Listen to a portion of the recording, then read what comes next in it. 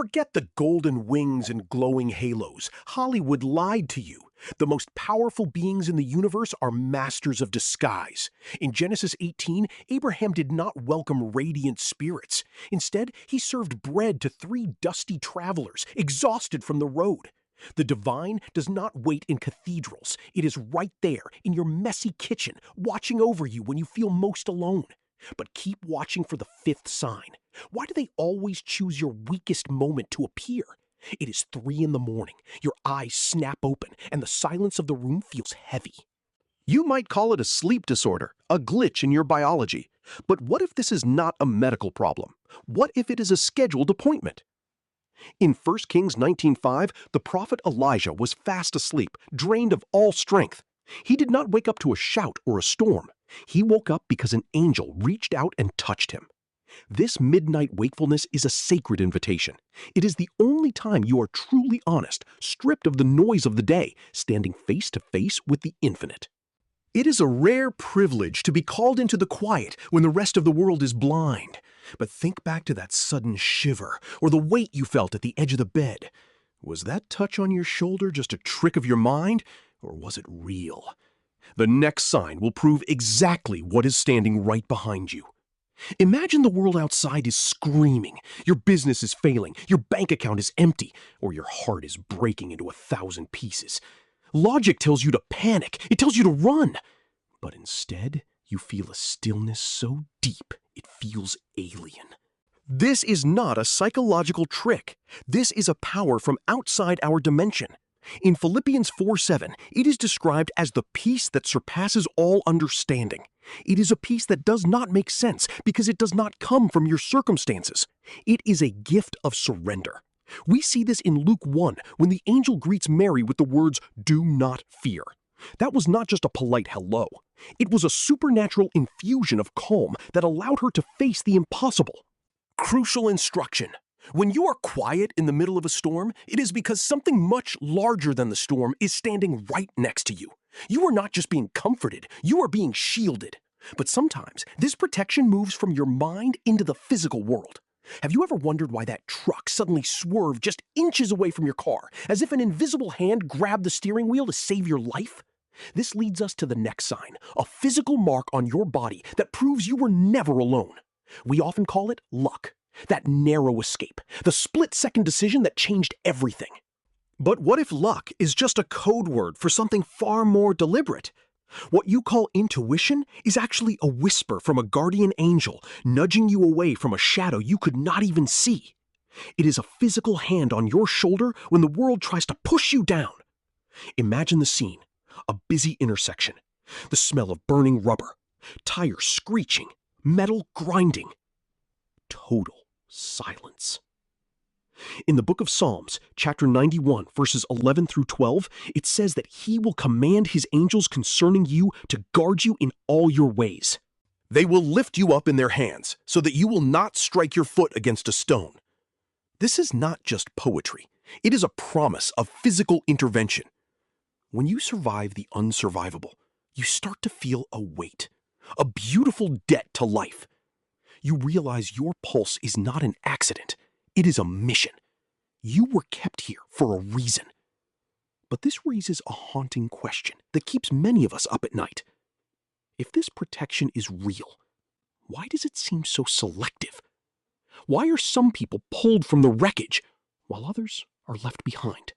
There is a specific condition that activates this divine shield, and it is not what you think. You are looking for a sign in the clouds, but maybe you should be looking at the person standing in line behind you at the grocery store. Sometimes the divine shield does not look like a miracle. It looks like a conversation. Have you ever had a total stranger tell you exactly what you needed to hear right when you were about to give up? That is not a coincidence. It is a delivery. In the book of Hebrews, chapter 13, verse 2, it reminds us to show hospitality to strangers because by doing so, some people have shown hospitality to angels without even knowing it. These messengers borrow a human face and a human voice to hand you the key to a door you thought was locked. This is why compassion is not just a moral choice, it is a survival skill. It requires you to move through the world with your eyes wide open, realizing that every ordinary interaction might carry an extraordinary purpose. You have to be present enough to hear the truth hidden in the small talk of a passerby. But while these physical messengers are vital, there is a much more intimate place where this guidance takes root, a place where you are completely vulnerable, stripped of your ego and your defenses. Because the most profound warning is not whispered in your ear by a stranger. It is planted deep within the one realm where you are physically incapable of lying to yourself. That place is the dream. It is the final frontier where the noise of the world finally cuts to black, and the divine can speak to you without interruption. Crucial instruction: think of your mind as a busy terminal that only clears out at midnight, leaving the floor open for a different kind of traveler. In Genesis chapter 28, we see Jacob resting his head on a stone, only to witness a ladder bridging the gap between earth and the heavens. It was not a hallucination, it was a direct download of his destiny. This is where the messengers imprint their maps onto your soul while your conscious guard is down. Look at the story of Joseph in Matthew chapter 2, verse 13. An angel appeared in his dream with a life-or-death command. Get up, take the child and his mother, and escape to Egypt. That dream was not a sequence of random images. It was a tactical evacuation that saved a life and changed history. Now, you might wonder how to tell the difference between a random brain dump and a true revelation. A normal dream is like a foggy window that clears the moment you reach for your coffee. But a revelation is different. It is sharp. It is high definition. It leaves a heavy, sacred residue in your heart that lingers for days, an emotional weight you cannot shake off.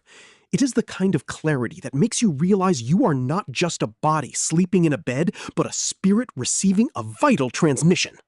But as profound as these nightly visions are, there is one final layer to this mystery, a secret hidden in plain sight that most people overlook. In a moment, I will reveal the one single truth that will forever change the way you look at your own reflection in the mirror every morning.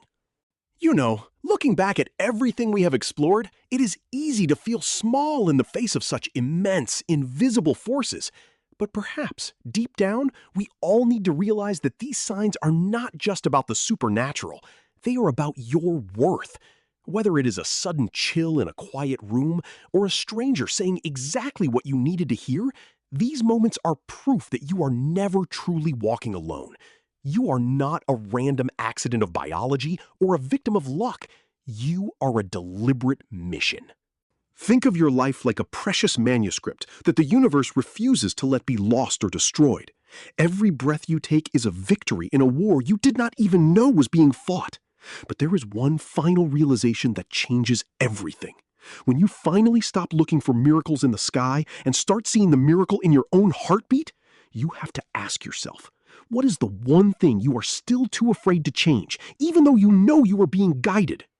You are never truly walking alone, and here is the reason why.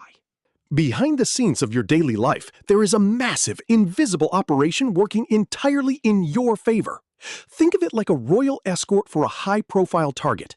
In the book of Hebrews, chapter 1, verse 14, it is clearly defined. Angels are ministering spirits sent out to serve those who will inherit salvation. That means you. You are not some random person lost in the crowd. You are the focus of a divine strategy. You have an entire spiritual army standing guard over your every step, clearing the path before you even realized there was an obstacle. This shifts everything. You are no longer just an observer of your life. You are a chosen soul with a destiny so important that heaven refuses to leave you unprotected. But all this protection leads to one ultimate question. If an entire army is backing you up, what is the grand mission you were sent here to complete? Dive into your destination in the next video. First, share the moment, visible and guiding comments below.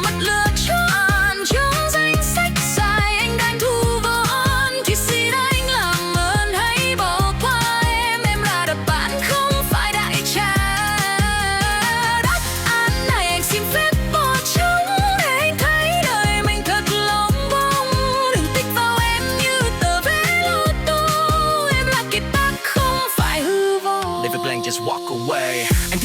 pha lê với kim cương. Thích em tầm thường so với phi thường. Em không đứng chung hàng với nhà bà sao, vì em ở tầng mây khác một tầm cao. Anh muốn một người vừa vặn trong tầm tay. Sorry em là gió, em là mây bay. Nhưng mang cái tư duy của kẻ mặc cả đến đỉnh giá một tâm hồn vô giá. I'm the question mark you can't erase. I'm the luxury you can't embrace.